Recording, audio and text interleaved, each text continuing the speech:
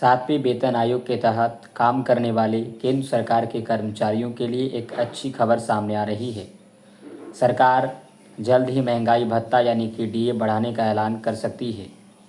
पिछले रुझानों को देखते हुए यह सबसे अधिक संभावना है कि केंद्र सरकार सितंबर 2025 में डीए या डीआर दर में अगली वृद्धि दर की घोषणा करेगी। कई मीडिया रिपोर्टों के अनुसार अगली डीआर बढ़ोतरी लगभग 3% होने की उम्मीद है। इस वृद्धि के बाद यह बढ़कर 58% हो जाएगा।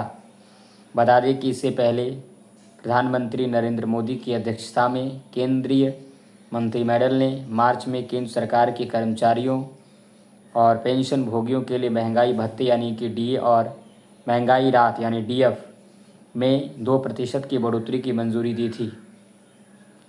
महंगाई भत्ते की गणना all India consumers price index यानी कि AICPI के आधार पर की जाती है और हाल ही के महीने में इसमें लगातार बढ़ोतरी दर्ज की गई है। यही वजह है कि कर्मचारियों को जल्द ही वेतन में बढ़ोतरी का लाभ मिल सकता है। मौजूदा समय में कर्मचारियों को 50% डीए मिल रहा है और आगामी बढ़ोतरी के बाद यह 54% तक जा सकता है। इससे लाखों कर्मचारियों और पेंशन धारकों की मासिक आय में इजाफा होगा और उनकी क्रय शक्ति बढ़ेगी।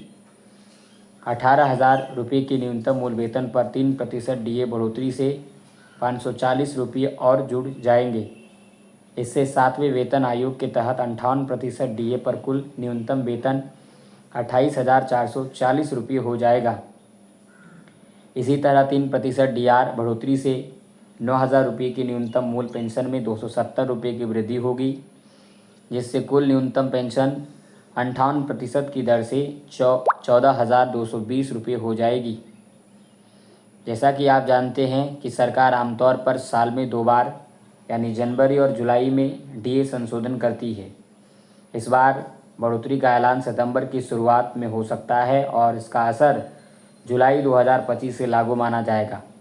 इसका मतलब है कि कर्मचारियों को बढ़ा हुआ डीए तो मिलेगा ही, साथ ही पिछली अवधि का एरियर भी प्राप्त होगा।